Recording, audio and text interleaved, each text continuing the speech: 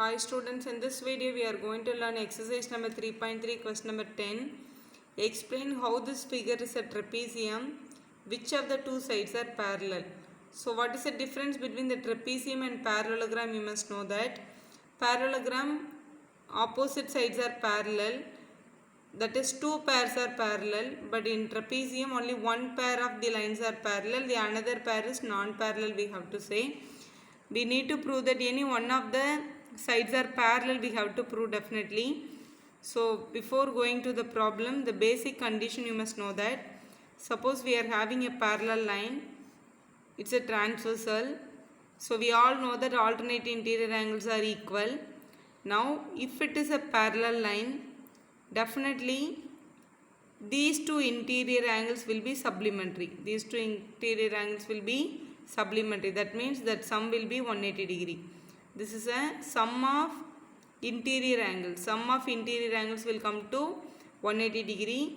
So let us consider MN and KL are the lines. This one is a transversal. If we are adding M angle and L angle is giving you 180 degree. Angle M plus angle L we are doing it. That is angle M plus angle L is equal to 180 degree we are getting. So sum of interior angles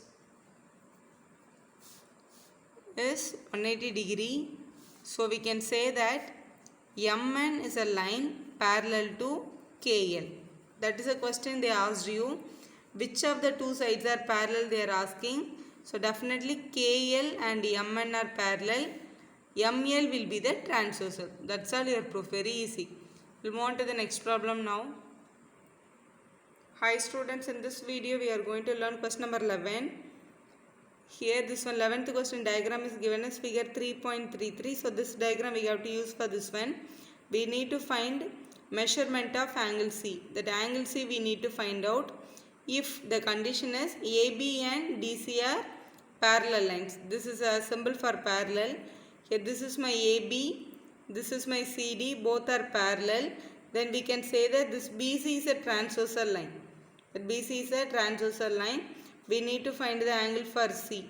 So when we are adding, since these are parallel lines, since they have given us AB is parallel to DC, we can say that angle C plus angle B will giving you 180 degree. That reason is the previous sum we did it in the same way. Sum of co-interior angles, that is sum of two interior angles on the same side of the transversal will be called as a co-interior angles. Sum of co-interior angles is 180 degree. That is the reason angle B and angle C also will be 180 only. So here angle B is given as 120. So angle C plus 120 degree is equal to 180 degree plus 120 taken into other side, it will become minus. So angle C is equal to 180 degree minus 120 degree. 180 minus 120 will give you 60 degree. That is a measure of angle C. So that is your correct answer for the given question, 11th question. We'll do the 12th problem now. So this is a given diagram for the 12th question. Find the measure of angle P and angle S if SP and RQ are parallel. So this is my SP line, this is my RQ line. These two lines are parallel. So we can consider RS is a transversal and PQ also transversal only. So here the box symbol is given, that means this is 90 degree, R is 90 degree. So here R and S are, since it's a this and this are parallel line, this is a transversal.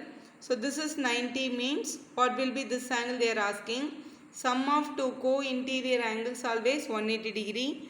So we can write it angle R plus angle S which is equal to 180 degree. Same way, since these two sides are parallel, this PQ also can be considered as a transversal. So here angle P and angle Q also will be 180 only. The same condition, sum of co-interior angles. So angle P plus angle Q is also 180 degree. The reason for these two is sum of co-interior angles. Interior angles on the same side of the transversal. Sum of co-interior angles is 180 degree. That's why we are getting this one.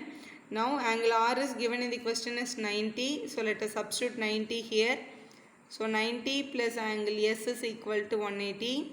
So this plus 90, if you bring it to that side, minus 90.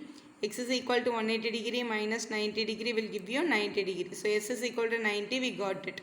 Now angle P we are going to find.